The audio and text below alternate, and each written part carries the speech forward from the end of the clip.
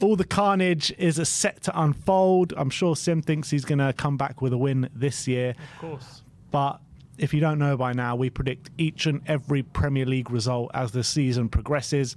Each game week, we have a separate episode.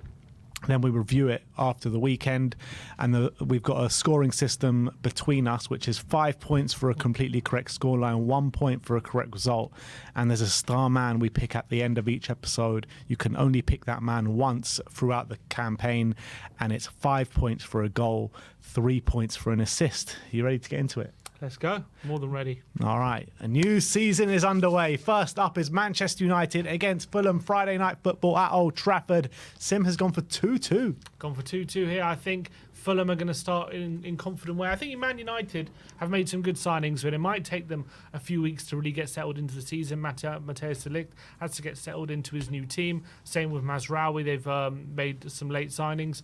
Obviously, they looked all right in the Community Shield, but I think a team like Fulham is actually pretty perfect for exploiting a team like Man United, and I'm sure Man United, I'm not 100% sure what kind of approach they're going to go for at the beginning of the season, and I like some of the signings Fulham have made with Emil Smith-Rowe, who's looked really good in pre-season, and I'm backing them to get a point here at Old Trafford on the opening day.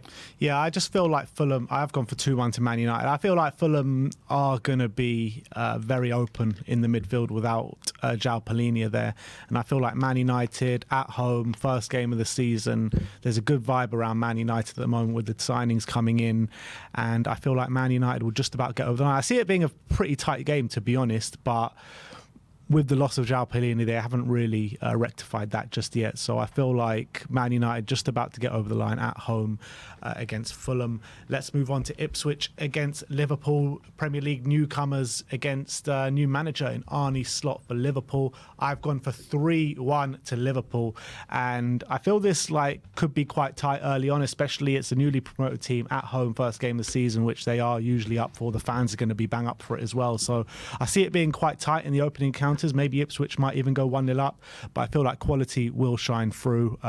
Good attacking football will be on display from Liverpool. We've seen it in pre-season so far, and I think they will run away with it come the end of the game. So 3-1. Yeah, I've only gone for 2-1. I think with Ipswich coming off the back of back-to-back promotions, they're riding a real big wave at the moment, and I really see them giving Liverpool a really tough game. But I think Liverpool's quality will be a bit too much for them. But it's Arne Slot's first game in Premier League football. I'm sure he's going to have his struggles. I'm sure he's going to have to feel his way into the season as well. He's going to have to understand what Premier League football's all about. And I'm sure he will get a bit of an understanding in this game, where Ipswich, I'm sure, are going to throw everything to try and get that win on the opening game for them. But I see Liverpool just shading it 2-1. I see a bit of a tighter game. Next up, Arsenal against Wolves at the Emirates. Sim's gone for 3-0 to Arsenal. I have, and I think they're in confident mood. They've looked pretty good in pre-season, scoring lots of goals. I think Wolves without Pedro Neto as well, they've lost that real key counter-attacking option, which would have been crucial in this kind of game. They haven't really replaced him. They do have Cunha and Hwang, but I don't think that's enough to trouble what is a reinforced Arsenal backline with Calafiori in there. Not that I needed it. And not that I needed it, it's true, but it's still going to be stronger. And Arsenal are just looking imperious at the moment, and I think they're going to start the season with a confident 3-0 win. Yeah, I've just gone for 1-0 to Arsenal at the Emirates. We all know, we've seen it many a time with Arsenal when they play these kind of teams. Sometimes goals could be few and far between, and I feel like it could be a slow start for Arsenal, but 3 points on the board nonetheless. Wolves are going to sit back, they're going to frustrate, and I think that's exactly what they're going to do, and Arsenal will find the back of the net at some point during the game. But I feel like 0-0 going into half-time, and Arsenal getting on the score sheet maybe halfway through, maybe with about 20 minutes to go, and them getting over the line and getting those 3 points. So we move on to Everton against Brighton, and for the first time this season we've gone for the exact same scoreline, many of those to come, I bet, but we have gone for 1-1. In my opinion, I think the last two scorelines at Goodison Park between Brighton have been 1-1, and I think both these sides will fancy their chances in this game, actually. With Everton sitting back, hitting Brighton on the counter, Brighton will be holding the possession and really trying to go for Everton's throats. But with Brighton, new manager, a lot of new players to bed in, I feel like they could work their way into the season. Everton, they're solid, they know what they're doing, but I think they'll find it hard to break down Brighton. Maybe a set piece, something like that. But their attacking players aren't exactly the best. But I feel like Brighton will make all the running, have all the possession, but Everton will sting them 1-1. Yeah, I kind of like Everton signings with Lindstrom and Ndiaye from Marseille. I think they're two signings who really reinforce their attack. So I can expect them to give Brighton a bit of a tough ride here. But obviously, Brighton, I like the look of their new manager. I like how the signings they've made as well. Some really good young signings, and some. I think they're going to be a really exciting team this season. But I think away at Goodison Park on the opening day, it's a really difficult game, and we know how Everton like to set up, and they like to set up to frustrate teams like Brighton, and I think they're going to do that in this one, so I've gone for a 1-1 draw. Next up is Newcastle against Southampton. Sim's gone for 4-1 to Newcastle. Yeah, and I think they're going to start the season in a really confident manner. Obviously, last season didn't go as planned for them, but a lot of their players are now back from injury. They've got obviously they haven't made too many signings this summer, but in terms of getting a win in this kind of game, they've got the players like Isaac, Gordon, Barnes to really hurt the newly promoted Southampton. And I think they're going to be energetic. They've got no European football this season, so I think they're going to start the season really strongly. And I think they're going to run a bit of a riot here, so I went for 4-1. Yeah, I've gone for 3-0 here to Newcastle, and I feel like Newcastle are going to have a very strong start to the season. They've got the players to really hurt Southampton. I'm not really sure if Southampton got the players to hurt Newcastle the other way. A strong Newcastle defence as well, albeit they do have a couple of injuries with Sven Botman, but they're going to have more than enough to absolutely tear this Southampton team apart. So I have gone for 3-0. Next up is Nottingham Forest against Bournemouth. I've gone for 2-1 to Bournemouth. Sim's gone for 3-2 to Bournemouth. I was actually toying with 3-2 because the last two games at the City Ground between these two clubs has been 3-2 to Bournemouth. But I was thinking, is Lightning really going to strike 3 times? Is it going to be the same scoreline 3 times in a row? I'm not so sure. So I changed it to 2-1. Cue it being 3-2 now for sure. But I think Bournemouth, I don't think Evan Nilsson will be in just yet. I think it will probably come a bit too soon for him, but they did get the here we go, and I think that will give the place a big boost. With losing Dominic Solanke and bringing in someone like Evan Nilsson's only, I think that's a really good bit of transfer business from Bournemouth. But we all know that Bournemouth are going to dominate the possession. We know that how Iraola likes to play. He's going to really try and go for Nottingham Forest throats, but they can. Nottingham Forest have got their own threats on the counter-attack with Elanga and potentially Awioni to knock it in the back there, Callum Hudson-Odoi as well. So I feel like it could be a really good game of football with a few goals, but I've just sided with 2-1 to Bournemouth. I can see Forest kind of coming out the traps here. Opening game of the season, I think under Nuno, he want to show that he can take this team on a bit from last season. So I can see them trying to be a bit more expansive. I can see them being a bit more open. I think that can suit Bournemouth. Obviously, they've got some really good threats on the wing, which I think they could really hurt Forest. But I really like the look of Forest attack with, Chris Wood got 14 goals on season. You've got Gibbs White and the players that you mentioned as well. So I do see a lot of goals in here. But I think if it's an open game, I think that'll sort of suit Bournemouth. So I've gone for a 3-2 win to Bournemouth here. Next up is the Battle of the Claret and Blues. West Ham against Aston Villa at the London Stadium. Sim's gone for 3-2 to West Ham. Yeah, and again, I think this could be a bit of an open game. I think West Ham's business has been really impressive in the summer. I know Lopetegui isn't the most kind of expansive manager, but I think on the opening day he's going to want to really go with Villa and really try and win this game and try and get 3 points. We know Villa, obviously off the back of a really impressive season, their summer's been interesting, a lot of signings, but not necessarily improved their first 11. And I think if you're looking at their defence, they can be quite open in these kind of games. And I think West Ham at home in their opening game of the season could look to exploit that. And I'm looking at West Ham's defence, and I think it could be quite hard for, not that hard, but obviously because I've gone them to concede 2 goals. But I can see West Ham outscoring Villa on this opening game and riding a bit of a wave of positivity here.